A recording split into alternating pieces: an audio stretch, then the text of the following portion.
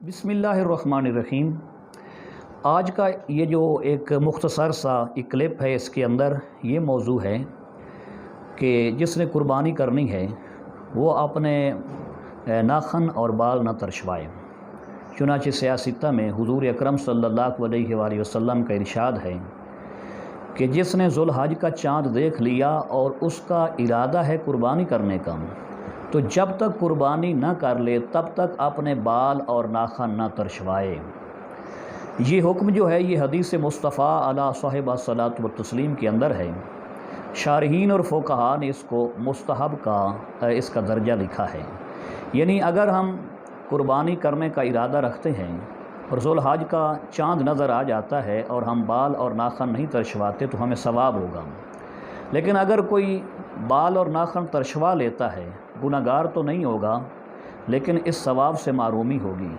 तो ये सवाब से महरूमी ये कोई कम बात नहीं है, क्योंकि दुनियावी उमूर के अंदर हम ये देखते हैं कि हमसे कोई ऐसी गलती ना हो जाए जिससे हमारा दुनिया का कोई खसारा या नुकसान हो। तो इसी तरह उखरवी हवाले से उखरवी उमूर के हवाले से हमें ये बात ज़हन नशीं होनी चाहिए कि हम कोशिश करें कि ऐसा अमल और ऐसा फ़ेल न छोड़ें जिससे आखिरत में हम ये सवाब हासिल न कर सकें। अब इसकी हिकमत क्या है?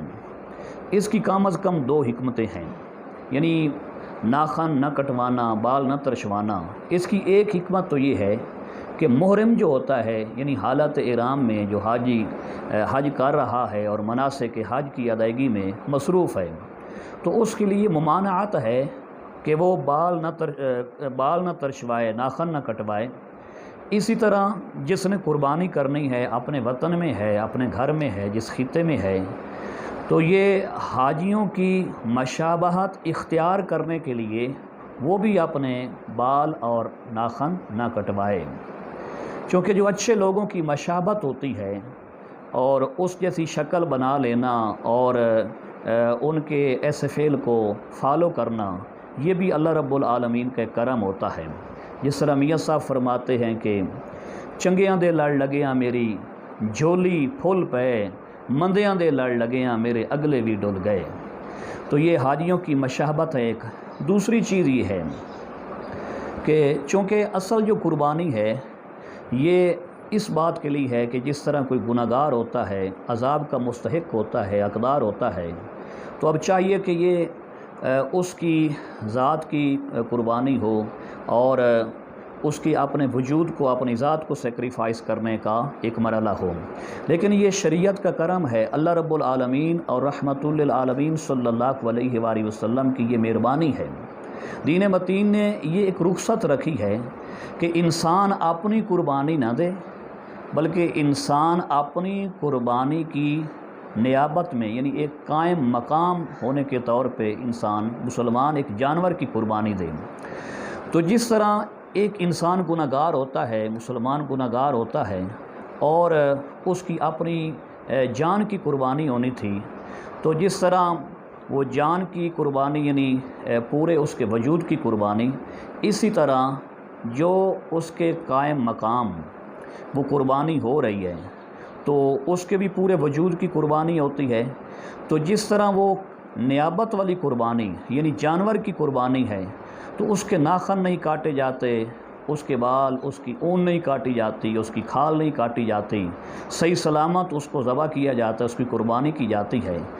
तो वो अपने मालिक की नियाबत में वो जानवर वो सही सालिम ज़बह हो रहा है, कुर्बानी उसकी हो रही है। तो इसी तरह जो वो कुर्बान करने वाला है वो भी अपने वो जो उसकी नियाबत में कुर्बानी हो रही है, तो वो अपनी कुर्बानी के एक यानी उस तरीके से और उस शक्ल से वो भी अपने यानी कुर्बानी देने वाला भी अपने बाल न काटे, अपने नाखन न काटे, अपने बाल न तरशवाए। जिस तरह पूरे जानवर की कुर्बानी दी जाती है, तो ये भी इसकी एक हिकमत है। चूँकि इससे उसके गुनाह माफ़ हो रहे हैं, तो उसे चाहिए कि जिस तरह सही सालिम जानवर जिस तरह कुर्बानी के लिए ज़बह किया जाता है, तो जब तक वो कुर्बानी का जानवर ज़बह ना किया जाए तब तक वो कुर्बानी देने वाला وہ اپنے گناہوں کی معافی لینے والا، وہ بھی اپنے بال نہ کاٹے، نہ ترشوائے، اپنی حجامت نہ کروائے، اپنے ناخن نہ کاٹے۔ تو اللہ رب العالمین کا اصل جو یہ قربانی کا حکم دینے کا جو مقصد ہے وہ جان نثاری اور ایثار کے جذبہ کو اجاگر کرنے کے لیے ہے۔ اصل میں یہ ہے کہ بندے کو اللہ کا قرب نصیب ہو جائے۔ تو یہ اس کی چند حکمتیں ہیں۔ دعا ہے اللہ رب العالمین کی بارگاہ میں کہ اللہ کریم ہمیں ان باتوں پر عمل پیرا ہونے کی توفیق عطا فرمائے۔ السلام علیکم ورحمۃ اللہ وبرکاتہ۔